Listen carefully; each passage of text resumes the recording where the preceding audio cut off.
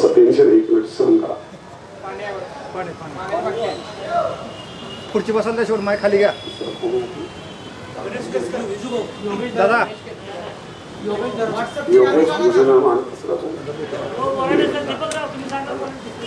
माऊलीला माहिती गणेश आणि विजू. मी गणेश रासकर. तिसरा योद्धा विजयराव तमनर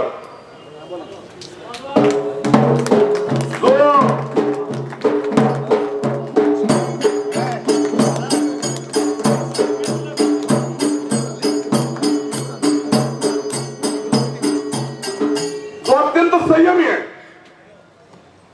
बिलकुल विचलित होऊ देणार नाही. अरे दोस्ता इकडून लाईट टाक रे. आणि म्हणून ह्याला मी युधिष्ठिराची उपमा देतोय. आता राहिलाय नकुल आणि सहदेव. मी नकुल म्हणून योगेश धरमला बोलवतोय. त्यांनी स्टेजवरती यायचंय. पुण्यश्लोक मातोश्रींचा पदस्पर्श करायचा आहे. आणि मी सर्वात शेवटी एकदम चतुर चित्ता, एकदम चपळ, ज्यानं 20 दिवस अन्नाचा कद न खाता आरक्षणाची लढाई लढला, तो गणेश केसकर.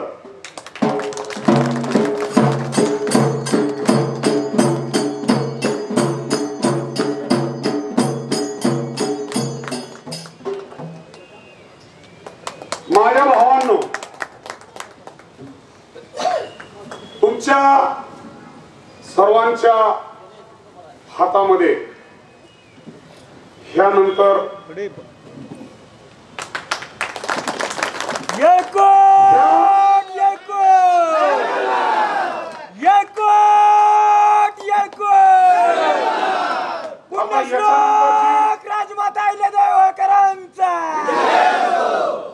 याच्यानंतर जी मी घोषणा करणार आहे ती अत्यंत खतरनाक आहे. बऱ्याच वेळा आपण उपोषणाला बसतो, घेतल्याशिवाय उठणार नाही म्हणतो, पण ह्या वेळेस सांगतो ह्यावेळेस उठणार तर नाहीच नाही. पण ज्या क्षणी ह्याच्यापैकी एकाची तब्येत बिघडायला लागली, त्या कोपऱ्यामध्ये काही वस्तू आणून आम्ही ठेवणार आहे.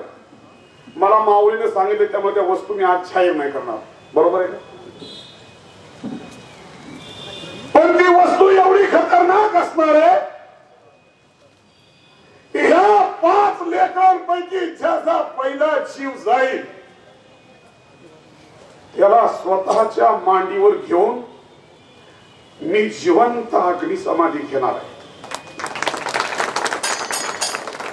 आणि म्हणून आता मी तुम्हाला सांगतोय, हे वाक्य धनगराच्या घराघरात पोचवा. ज्यांचा वारसा सांगता खरंच त्यांचे वारसदार म्हणून असा कोण माणूस आहे रे तुमच्यापैकी ज्याला असं वाटतं ही संख्या, ही संघटन, हा आपला परफॉर्मन्स, हे आपल्या सगळ्या ऍक्टिव्हिटी, हे सगळं बघितल्यानंतर आपल्या पूर्वजांना, मल्हार बाबांना, मातोश्रींना किती दुःख होत असेल. ज्या मातोश्रींनी घरातली 24 माणसं गेल्यानंतर 27 वर्ष राज्य केलं आणि सांगितलं की इथल्या प्रत्येक घटनेला, चांगल्या आणि वाईट घटनेला मी जबाबदार आहे. परमेश्वराच्या दरबारामध्ये जर माझ्याकडून एखादी चुकीची घटना या राजसत्तेच्या जीवावरती झाली तर मला जबाब द्यावा लागेल. आणि म्हणून मातोश्री सांगून गेल्या, ज्याच्या मनगटात बळ, बुद्धी आहे आणि चातुर्य आहे तो लोकाभिमुख राजा बनू शकतो. तेवढी गोष्ट फक्त मातोश्रीच्या नंतर छत्रपती यशवंतराजांनी सिद्ध करून दाखवली. अरे 200 वर्ष झालं ही आदिवासी धनगर जमात रंडकी आहे. तुमच्यात एक मर्द नाही आहे, तुम्हाला नेता नाही, स्वातंत्र्यानंतर तर नाहीच नाही. त्याच्या अगोदर मी सव्वाशे वर्ष नाही. नपुंसक आहोत आपण. इथून वाघाचे बछडे जन्माला घालायचे का नाही? स्वातंत्र्याच्या अगोदर राज्य कसं करायला जायचं? तोफांचे, उंटांचे, हत्तींचे, घोड्यांचे कप, पायदळ, घोडदळ घेऊन जायचं, लढाई करायची, मारायची, माणसं कापायची, जायचं, राज्य करायचं. होतो ना राजे आपण. होताना 56 जिल्ह्याची सुभेदारी. स्वातंत्र्य आला आणि सगळ्यात वाटलं धनगरांचं झालं. स्वातंत्र्यामध्ये धनगराच्या वाट्याला काय आहे का नाही? ठीक आहे, मी म्हणतो इथले राज्यकर्ते नादान आहेत, नीच आहेत, लबाड आहेत, ढोंगी आहेत. पण त्यांना लबाड, नीच, ढोंगी म्हणताना हम सब अपने भी गिरेबान में झाकेंगे या नहीं? आम्ही स्वतःच्या गिरेबान मध्ये झाकून वाकून बघणार आहे का नाही? या समाजाचं पुनरुत्थान व्हावं, हा समाज विकासाच्या दिशेनं जावा, या समाजामध्ये काहीतरी व्हावं, याचा विचार काय करायचा आहे का नाही? नुसतं आरक्षण आरक्षण आरक्षण. अरे सगळे एकसंध व्हा. एका दिवसात आरक्षण येईल. ही युद्धाची मांडणी, हा चक्रव्यूह आहे. आणि इथं कसलेले होते? छत्रपती शिवाजी राजानं रयतेचं राज्य निर्माण करताना छत्रपती शिवाजी राजापाशी अभिरती महारथी नव्हते. तानाजी, येसाजी, बाजी, पुराबाजी, शिवा, शिवा, मदारी, दौलतराव कुठल्या युद्धात नपून होते? कुठं अफगाणिस्तान, फ्रान्सपाशी काय गेले होते? ते इथल्याच मातीतले वीर होते. आणि ते वीर इथं समोर बसलेले मी बघतोय, महाराष्ट्राच्या कानाकोपऱ्यातले वीर आहेत. कर्नाटकच्या बॉर्डरवरती तिथला विक्रम ढोणे समोर बसलाय. ह्या बॉर्डरवरती तिथला यशपाल भिंगे नावाचा अत्यंत चतुर, अत्यंत बुद्धिमान अशा प्रकारचा छावा इथं बसलाय. संभाजीनगर मध्ये तिथले जिजाभाऊ मिसाळ इथं आहेत. जावा इंदापूर मध्ये सीए पाटलांसारखा प्रचंड मोठा विधिज्ञ इथं आहे.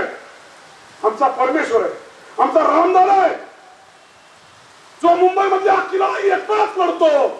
आमचे गोलते साहेब आहेत, आमचे अण्णा योगेश गायके दादा आहे, तानाजीराव वाघमोडे म्हटले, कृष्णाजी आमदार आहेत, प्राध्यापक आहेत, गणाने पाहुणे आहेत. बाबासाहेब चौरेन सारखी व्यक्ती आहे, आशिया खंडातला पहिला पायलट प्रोजेक्ट करणारी व्यक्ती, 150 कोटीचा कारखाना उभा करणारी व्यक्ती. किती नावं घेऊ, छाती फुटून जाईल.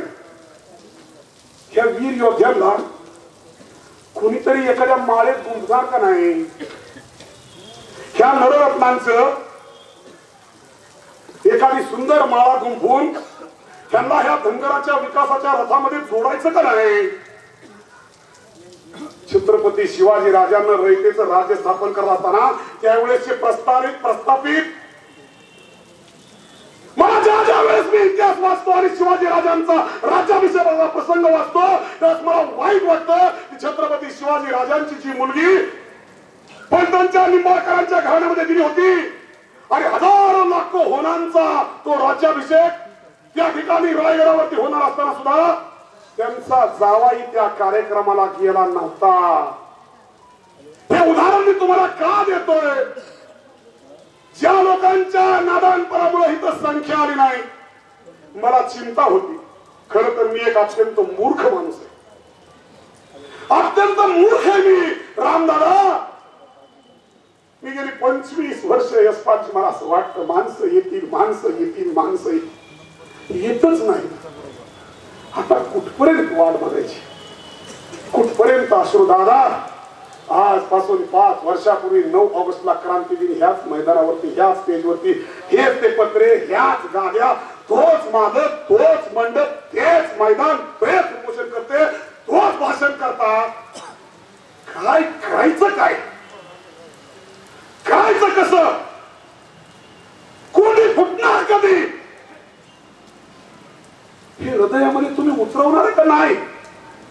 महाराष्ट्रातल्या धनगरी जनतेच्या डोक्यातला मेंदू सडलाय का? तुम्हाला तुमच्या विकासाच्या मार्गावर चालायचंय का नाही? अरे राजपुत्रासारखी दिसणारी ही फौज, ह्यातलं एखादं जण मेलं. मी तर यशपालचं तुम्हाला खरं सांगतो, आम्हाला जाऊ द्या एकदा चंद्रभागेच्या ह्याच्यामध्ये. आम्हाला तुमच्यामध्ये जगायची इच्छाच राहिली नाही. गोळ्या घाला नाही तर आमचं मुंडकं उडवा, असल्या दळभद्र्या महाराष्ट्रातल्या माणसांबद्दल मध्ये जगण्याची आणि ह्या जमातीचं भूषण सांगायची आता इच्छाच राहिली नाही. परवा दिवशी रामदादांनी माझं एक ऑपरेशन केलं आणि दादा डॉक्टरनी सांगितलं महिनाभर घरात कोणताही पडू नको. भिंगे सर मी फक्त 3.5 दिवस आहे. सगळी अँटीबायोटिक्स आणि पेन किलर्स माझ्या बॅग मध्ये. मला हे सहन होत नाही. का म्हणून ह्या जातीचा एवढा अन्याय अत्याचार, ज्यांनी अख्खे पार झेंडे फडकवले, ज्या मातोश्रींनी सांस्कृतिक भारत उभा केला, थोरल्या छत्रपती शिवाजी राजांना अभिप्रेत असणारा भारत मातोश्री पुण्यश्लोक अहिल्या देवींनी उभा केला, तिची आम्ही लेकरं एवढी नादान. ही नादानता तुम्ही थांबवणार आहे का नाही? तुम्ही विकासाच्या रस्त्यावरती चालणार आहे का नाही? अरे नाही मिळालं आरक्षण तरी संघटित व्हा, संघर्ष करा. तुम्ही संघटित होणार नाही, तुम्ही संघर्ष करणार नाही, कोण देईल तुम्हाला? कोणी देणार नाही.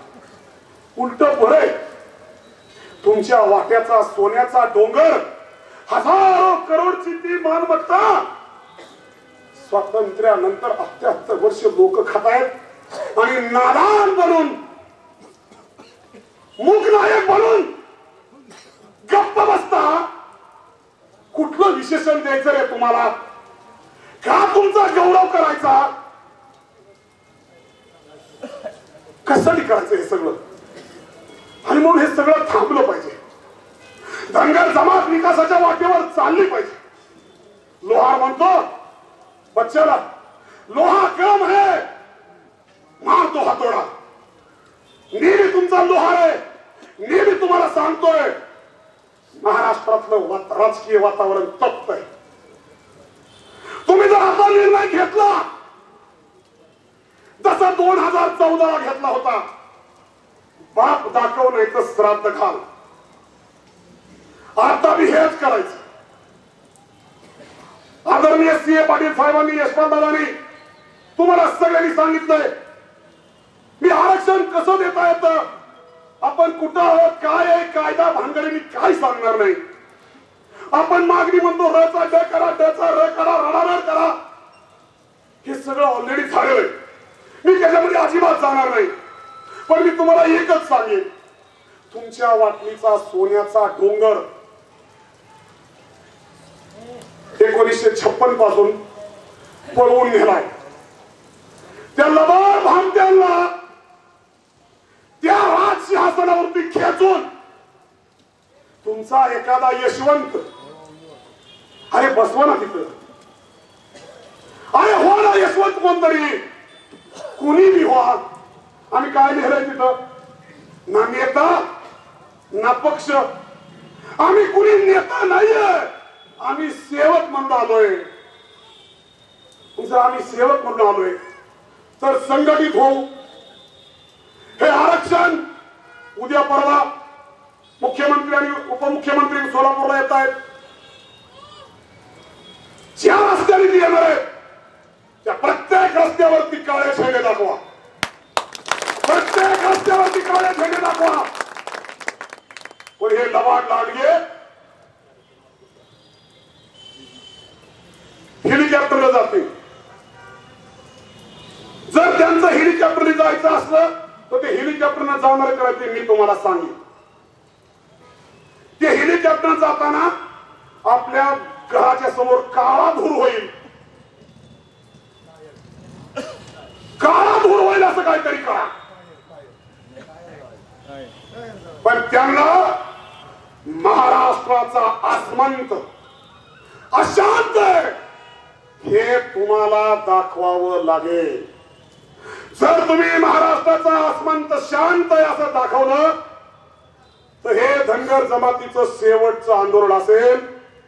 यानंतर कुणी आंदोलन करणार नाही.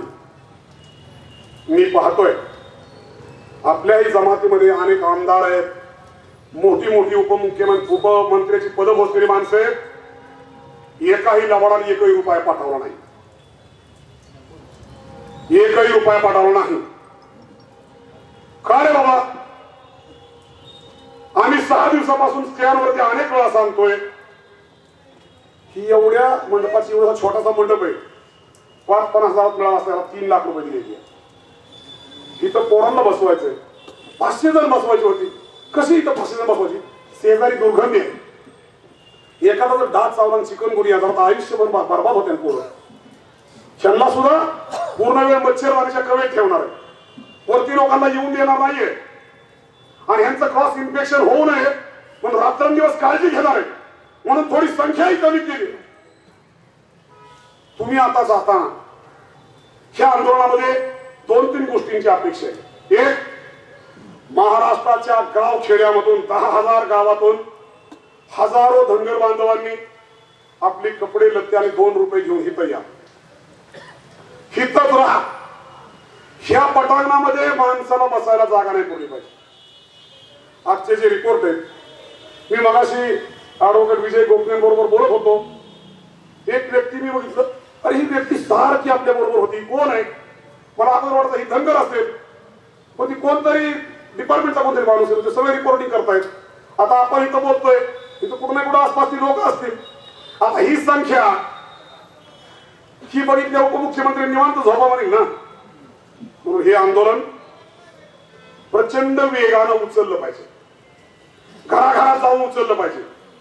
आणि जर ते तुम्ही उचललं नाही, मी तुम्हाला जबाबदारीने सांगतो, सध्याचं सरकार तर 100% जाणार आहे, 100% जाणार आहे. पण तुम्ही जर उद्रेक केला,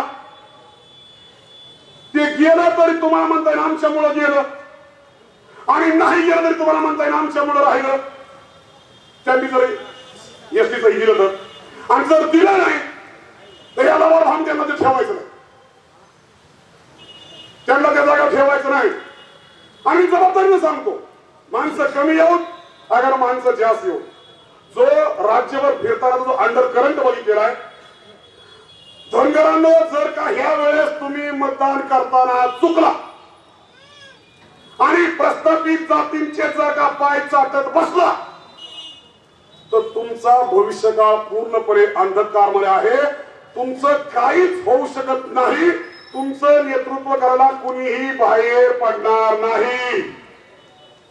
आणि म्हणून त्यावेळेसची राज्य जे प्रस्थापित पक्षांमध्ये आपली लोक आहेत, त्यांना माझी विनंती आहे की तुम्हाला ज्या ज्या पक्षामध्ये उभं राहायचंय तिथं उभं राहा.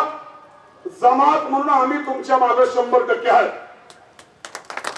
ज्यांनी आम्हाला आरक्षण दिलं तरी आम्ही तुमच्या मागे आहे.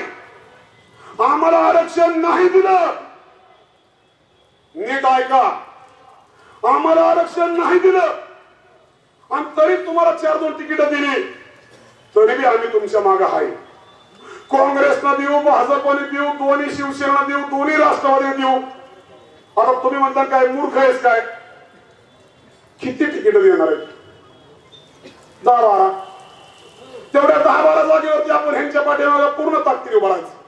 मग भाजपतनं 4-2 आमदार जाऊ द्या, काँग्रेसमधनं जाऊ द्या, शिवसेनेतनं जाऊ द्या, राष्ट्रवादीतनं जाऊ द्या, पण उरलेल्या ठिकाणी ह्या भामट्यांना पाडायचं, त्यांना 100% पाडायचं. आणि हे कधी जर ह्यांनी आरक्षण दिलं नाही तर. आता तुम्ही म्हणता मग आरक्षण देणारा फक्त 3 पक्ष आहेत, विरोधी पक्षांचं काय? कारण आज सरकारी सकाळी एक क्लिप आली होती एबीपी माझा, पवार साहेबांचे निकटवर्तीय पांडुरंग मेरगाव उपोषणाला बसणार. आता इथं पुणे जिल्हा परिषदेचे अध्यक्ष नाना पाटील देवकाते आहेत. त्यांनाच विचारा, मी त्यांचा निकटवर्ती आहे का? पवार साहेबांची मुलगी उमेदवार असताना, पवार साहेबांच्या राजकीय जीवन मरणाचा प्रश्न असताना मी माझा उमेदवार उभा करून त्यांना इतकं अडचणीत आणलं की स्वतः दादा म्हणले बाबा तुझ्या उमेदवाराला मी कॅबिनेट दर्जा देतो, पीडीसीसी बँकेचा अध्यक्ष करतो, तू मनचित्य करतो, पण माघारी घे.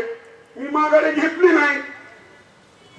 मग ज्या दोन्ही पवारांना मी एवढं अडचणीत आणलं 2च महिन्यापूर्वी लोकसभेच्या इलेक्शन मध्ये, कारण हा मेसेज महाराष्ट्रभर आज दिवसभर फिरला. याचा अर्थ काय? तर भारतीय जनता पार्टीच्या लोकांनी एबीपी माझाला मॅनेज करून लावून टाकली बातमी. म्हणजे मी एकदा का शरद पवार साहेबांचा जवळचा म्हटलं की अर्धी लोक परागंदा. आणि म्हणून मी तुम्हाला सांगतो, ह्या आंदोलनामध्ये हे सकल धनगर जमातीचं आंदोलन आहे. इथं कुणीही नेता नाही. दादा आपण मागच्या वेळेस आंदोलन केलं, आंदोलन यशस्वी झालं. देवेंद्र फडणवीसांनी आपल्या सगळ्या मागण्या मान्य केल्या. नंतर त्याने आपल्या बरोबर हरामखोरी केली, नालायकपणा केला, नादानपणा केला. पण आपण नेता जन्माला घातला का? आपणच सगळे होतो. माऊली होते, तुम्ही होते, विठ्ठल नाना होते, दोन्ही होते, आपला दादा लगसकर नाही रे. आज सगळ्यांना तरी एक एक हिरा सगळे होतो. नेता होऊन दिला आपण. म्हणजे आदरणीय नाना त्यावेळेस स्वतः जिल्हा परिषद अध्यक्ष होते, पण नाना स्टेजवर सुद्धा आले नाही. म्हणजे तुमचं तुम्ही करा का? लहान मुलीच्या हस्ते आपण उपोषण सोडलं, सरकारने आपल्यावर हरामखोरी केली. पहिले म्हणजे आम्ही देऊ, म्हणजे 2000 रवला दादा पवार साहेब माड्यात उभं राहायचे होते.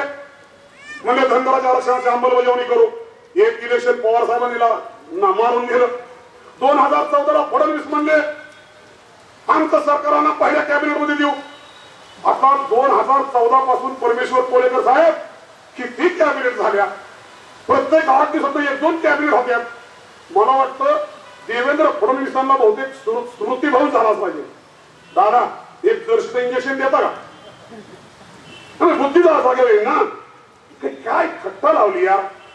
2 कोटीचा जात समूह आमच्याशिवाय. अरे का देवेंद्र फडणवीस ब्राह्मणाच्या जातीत व्हायचं. ब्राह्मणांची लोकसंख्या 2% असते. तुमचा मुख्यमंत्री कधी स्वप्नात व्हायचा नाही. धनगराच्या जीवावरती 10 वर्ष सत्ता उपभोगताय.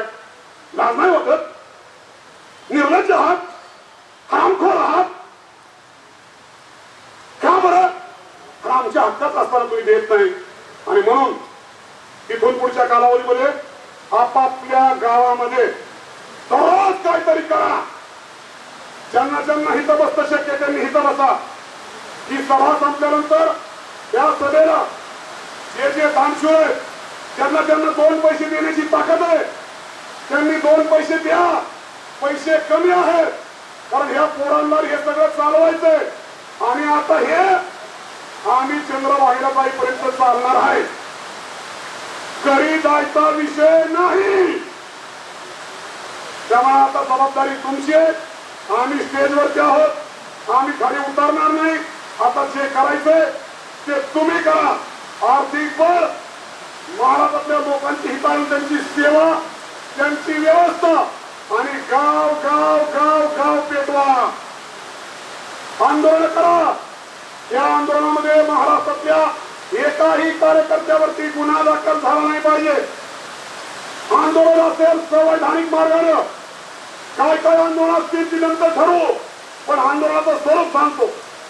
ज्यावेळेस तुम्हाला आम्ही रस्ता रोको करायला लावू त्या ठिकाणच्या पोलीस स्टेशनला निवेदन द्यायचं की हा रस्ता रोको अत्यंत शांततेच्या मार्गाने असेल. आम्ही रस्ता अडवताना रस्त्याच्या बाजूला सभा घेऊ आणि फक्त निवेदन देण्यासाठी 2च मिनिट रस्ता अडवू. रस्ता 2च मिनिट अडवायचा. रस्ता अडवला 2 तास आलो तरी सरकारला कळतं आणि 2 मिनिट आलो तरी सरकारला कळतं. पण जर तुम्ही 2च मिनिट आला तर तुमच्यावर पोलीस गुन्हा दाखल करणार नाही. कुठलीही एसटी जाळायची नाही. जायचं तहसीलदार कधीच्या पुढे ढोल बरवायचा, बोंबाबोंब करायची, भाषणं ठोकायची, संख्या गोळा करायची, घंटानाद करा, गावं काही काही दिवस बंद ठेवा, अशा प्रभाव फेऱ्या काढा. हे सगळं करा. लोकशाही मार्गाने जे जे संविधानामध्ये बसतं ते कारण ज्यावेळेस संवैधानिक मागणी करतो त्यावेळेस आंदोलन सुद्धा संवैधानिकच असलं पाहिजे. त्या गोष्टीची जबाबदारी ठेवा. हे आंदोलन संपूर्ण राज्यभर गेलं पाहिजे. या गोष्टीची काळजी घ्या. मला आता बोलताना खूप त्रास व्हायला लागलाय आणि म्हणून काय राहिलं असलं तर ठीक आहे. परंतु ह्या निमित्तानं माझी महाराष्ट्रातल्या विरोधी पक्षांना आदरणीय पवार साहेब असतील, आदरणीय उद्धवजी असतील, नाना पटोले साहेब असतील, विजय वडेट्टीवार साहेब असतील, तुम्हाला मी सांगणे, तुम्ही गालातल्या गालात हसू नका. तुम्हाला वाटण धनगरांचा पंढरपूरमध्ये बसली, धनगरांचा निर्णय होईल, सरकारने नाही दिलं तर ह्यांना पाडायचं. पण जर का तुम्ही जबाबदार विरोधी पक्ष म्हणून एक जॉईंट प्रेस कॉन्फरन्स मुंबईमध्ये तातडीनं घ्या. परवा दिवशी आम्ही मुंबईला गेल्यानंतर उद्धव ठाकरेंनी आम्हाला भेट नाकारली.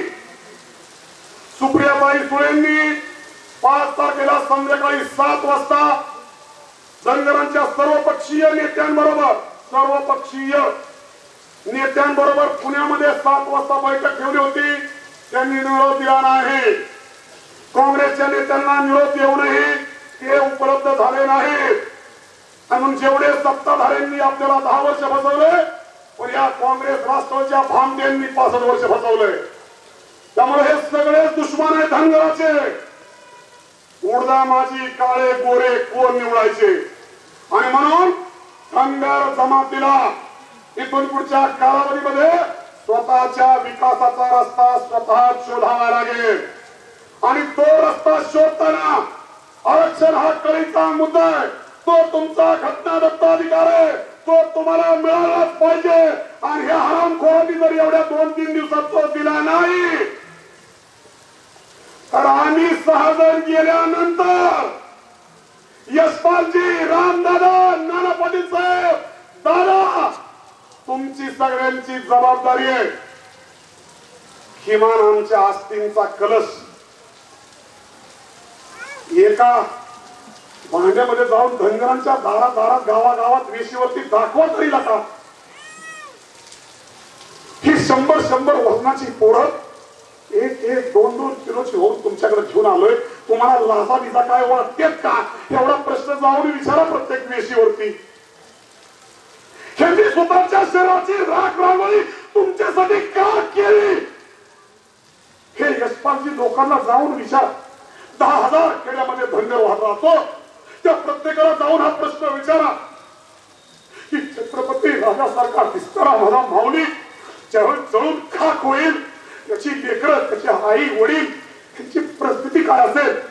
खा म्हणून आम्ही मरायला निघालोय. ह्याचा विचार तुम्ही करणार आहे का नाही? हा विचार तुम्ही करा. अंतर्मुख व्हा. ही लढाई आपल्याला लढावी लागेल. ही लोकशाही नसती तर 2 दिवसात नाना पाटील अख्खा महाराष्ट्र पादाक्रांत केला असता आणि होळकरशाहीचं पांढर निशाण मुंबईच्या तटावरती लावलं असतं. पण ही लोकशाही आहे.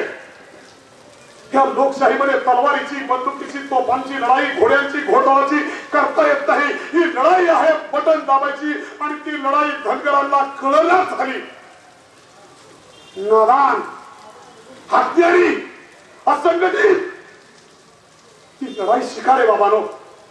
ती लढाई तुमच्या विकासाचा मार्ग आहे, तुमच्या जीवन जगण्याचा मार्ग आहे. ती लढाई शिका, संघटित व्हा, निर्धार करा, एवढीच विनंती करतो.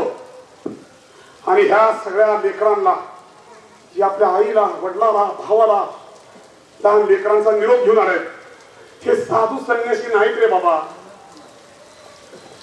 तर मी बाण पोरलाय. हा काय अवस्था असेल त्याच्या मनाची. खाली बसलेले 10-15 जण आहेत. त्याच निर्धारानं आले. अजून माझं संपल्यानंतर कोर कमिटीला विनंती करणार आहे. प्रचंड मोठं स्टेज आहे. मी प्रामाणिक माणूस आहे रे. तुमच्यापैकी एखाद्या माणसाला असं वाटतं का मी धनगर जमातीच्यासाठी चुकीचा निर्णय घेईन? अजिबात नाही साहेब. तुम्हाला वाटतं? सतीश तुला वाटतं? मग एखादी गोष्ट माझी बी ऐका की लगा. पांडुरंगांना पागे बडो, पांडुरंगांना पागे बडो. मी संभाजीनगरला परवानगी दिली. तिथं व्यवस्थित होत नाही म्हणून जामखेडला गेलो. येता येता ऑपरेशन केलं. 2-2.5 दिवस घरी राहिलो, निघालो. परत राहुरीला गेलो. विजू दादा माझ्या बरोबर होता. तिथलं बघितलं, तिथं तयारी केली. परत वाटेमध्ये काही लोक म्हणजे पंढरपूरला घ्या. पंढरपूरला आलो. मला कोणी सांगितलं हे सूर्याची पिसाळ आहे. कुणी सांगितलं झाडीला शुक्राचार्य दादा कसं सहन करायचं हे सहन करत करत आलो. मग अशी काही चुकीचे विषय घडले, सहन केलं, सहन करायचं, पुढे जायचं, सगळ्यांना बरोबर घेऊन जायचं, बरोबर घेऊन चालू. पण एखादी गोष्ट माझी बी ऐका. नाना पाटील बसले ते इथं, विचार त्यांना कानात जाऊन बैठक संपल्यानंतर, पांढरांग्या म्हणजे तुमच्यातला द्रोणाचार्य येईल का? मी तुम्हाला चक्रव्यूह शिकवणारा माणूस आहे. मी नाना पाटलाच्या साक्षीने सांगतो, नाना पाटील साहेब जर त्या पहाटेच्या 2 वाजता शिवाजीराव काळेंच्या रुक्मिणी निवासमध्ये काठीवाड्यामध्ये मी जर तुम्हाला म्हणलो असतो की उद्या आपण उपोषण करायचं, तर बारामतीचं आंदोलन पुढे गेलं असतं का?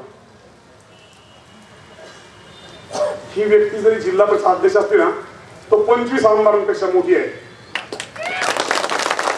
खरं तर दंगा आता पहिला मुख्यमंत्री जर कुणाला करायचा असेल ना, तर ते नाना पाटलाच केलं पाहिजे. ज्या दिवशी राष्ट्रवादी फुटली त्यावेळेस पहिला फोन मी नाना पाटला केला. आता तुम्हाला आमदार व्हायचा रस्ता मोकळा झालाय. मग जर त्या पहाटेच्या दिवशी जर मी म्हणलो नसतो, माझ्या मीपणाबद्दल रामदादा तुम्ही थोरला भाऊ मला क्षमा करा, पण जर त्या दिवशी धनगरांना उपोषणाचं अस्त्र शिकवलं नसतं आणि तो जर रणसंग्राम 9 दिवस चालला नसता, तर जी धनगरी जनता लढायचं विसरून गेली अमोल दादा, तिच्यामध्ये पुन्हा जो पुनरुज्जीवनाचा हुंकार आपण फुकला बारामतीमध्ये, ते आपलं पुण्य गेले 10 वर्ष आपण त्या पुण्यावरती जपतोय. आणि तो पुण्याचा डोंगर आता पंढरपूरमध्ये पुन्हा उभा करायचा, पुन्हा देशाने लढायचं. शेवटच्या 2 मिनिटांमध्ये एकच सांगतो, छत्रपती शिवाजीराजांची ज्या ज्या लढाया जागतिक लेवलला चर्चेला जातात त्या कुठल्या कुठल्या आहेत? पहिली पन्हाळगडावर विशाळगडावर जाणारी, बरोबर आहे. दुसरी शाहिस्तेखानाची बोट छाटणारी. तिसरी आग्र्यावरून सुटका घेत करणारी, बरोबर आहे. पन्हाळगडावरून विशाळगडावर जाताना किती सैन्य होतं? बांधलांची सेना सतीश किती होतं? 300 होतं ना, बरोबर आहे. शाहिस्तेखानावरती चालून गेले लाल महालामध्ये किती सैन्य होतं? 5-5-100. आणि आग्र्यावरून इकडे निघताना परमेश्वर किती सैन्य असेल? 5-5-25. अरे लढाईला सैन्य नाही लागत नाही रे, लढाई डोक्यात लागते, डोक्यात लढाई डोक्यात लागते. आणि ती डोकेवाज पोर आहे, त्यातला प्रत्येक जण ग्रॅज्युएट आहे, निष्णात योद्धे आहे. समोरच्याला कसं चितपट करायचं. अरे सगळ्यात शेवटचा सहदेव आहे ना, हेच लय झाला मुख्यमंत्र्यांना, 2 उपमुख्यमंत्र्याला, हे एकटाच पठ्यात चित करेल. त्यांना अख्खी घटना शिकवीन ही पोरग, मला सुद्धा शिकावतो. डापारतो पण मी काढतो, हे का दमसाठी करतो. तसं नाना पाटील मला डापारतात, तसं मी ह्याचा बदला ह्याच्यावर काढतो. ती थोरला भाव आहे त्यामुळे डाप करणार. मी लहान आहे म्हणून मला त्यांच्या चरणाची सेवा करणं माझं कर्तव्य, पण ह्यो करत नाही ह्याला तुम्ही सांगा. मी करतो नाना पाटलांची सेवा, मग तू का करत नाही? चला आपण निघूया आता. हे लढाईचं रणसिंग पांडुरंगाच्या चरणी आपण वाहिलंय. मी विजयराव गोपने साहेबांना, तो ह्या लढाईचा चाणक्य मुख्य सूत्रधार आहे, ज्याच्या डोक्यातून ही लढाई सुरू झाली. त्याचे वीर आहेत. तो इथं अनिलराव धोरे. म्हणजे मला ज्यावेळेस हे कळलं की आमचा अनिलदादा म्हणला की अण्णा सहकुटुंब आलोय, आईला पत्नीला तर घेऊन आलोय, पण लहान लेकरा सुद्धा घेऊन आलोय. माझ्या अंगाचा रोम ना रोम उभा राहिला. अरे हे लढाई आहे ते, त्यांच्या डोक्यात ही लढाई आली. मी काय नाही, मी नुसत्या आईच्या पिठावरच्या रेगा ओढल्या, गाडी बसलो, बंगा बंगा बंगा बंगा फिरत राहिलो. अरे त्या लेकरांच्या पाठीमागे उभं राहिलो, तर हे लढाई लढू शकता. आणि म्हणून अनिल हित आहे, अनिल जरा उठून सगळ्यांना नमस्कार कर. तो संतोष ठोंबरे हित आहे, त्यांनी सुद्धा उठून नमस्कार कर. तो गणेश केसकर हित आहे, त्यांनी सुद्धा नमस्कार कर. तो विजय गोपने हित आहे की ज्यानं ह्या सगळ्यांना एकत्रित आणलं. आणि विजयराव वरती या, सगळ्यांना नमस्कार करा. आणि मी आज माझं भाषण संपवत असताना विजयराव गोपनेंनी, आम्ही सगळ्या टीमनी, जे आपल्या टीम मधलं कोण कोण अजून हित आहे, बिरू दादा थोडा आजारी आहे, त्याच्यामुळं त्यांचा हा जो थिंक टँक होता, त्या विशाल या सर्व लेकरांनी ही लढाई बनगर सर उभी केली. आणि मग बनगर सरांसारखे असतील, माझ्यासारखे असतील, आम्ही दात पडलेले, मला ते काय म्हाताऱ्या तानाच्या लढाईतलं शेरा मामा, ते आम्ही सगळे त्या पोरांच्या पाठीमागे उभं राहिलो. आणि झालं रणसिंग सुरू. हे योद्धे ह्यांच्या डोक्यातनं ही लढाई आहे. मी या ठिकाणी माझं भाषण संपवतो. पुन्हा एकदा तुम्हाला सांगतो, पैशाची थोडी कमतरता आहे. आतापर्यंत 4.5 लाख रुपये जमलेत. 1,47,120 रुपये खर्च झालेत. आता ढोलावाल्यांना काय द्यायचे, काही विषय आहेत, पैसे खूप कमी आहेत प्रत्येकानं. कारण प्रत्येक व्हॉट्सअप ग्रुपवरती 1,000, 500, 2,000 माणसं आहेत. 1,000 रुपये म्हणलं की त्यांना राग येतोय. पण तो रागवू नका, की तुमच्या भविष्याची, तुमच्याच लेकरा बाळांची ह्याची लढाई आहे. मी विजयराव गोपनेला विनंती करतो, मगाशी थोडस आम्ही काही गोष्टींमुळे पांडुरंगाच्या चरणी नामदेवरायाच्या मार्फत जे एक निवेदन द्यायचं होतं, ते निवेदन विजयराव गोपनेंनी वाचून दाखवावं आणि ते तुमच्या सगळ्याच्या वाचल्यानंतर तुम्ही कुंडली कवरदाचा जयघोष करून ते पांडुरंगाच्या चरणी अर्पण झालं असं आपण त्या ठिकाणी गृहीत धरूया. मी विजयरावांना, आता तुम्ही सर्वजण बसा. सुभाष एकच मिनिट आपला ह्याचा जरा प्रत्येक सर्व समाज बांधवांना विनंती करतो, थोडं सगळे उठून उभं राहावं. आपण त्यांना समर्थन द्यायचं. आपण जे हे 5 येते आजपासून आमरण उपोषणाला बसतात. आपण राजमाता अहिल्यादेवी होळकरांचा जय जयकार करून या भाद्रांना आपल्याला संदर्भात द्यायची, मला द्यायची आहे.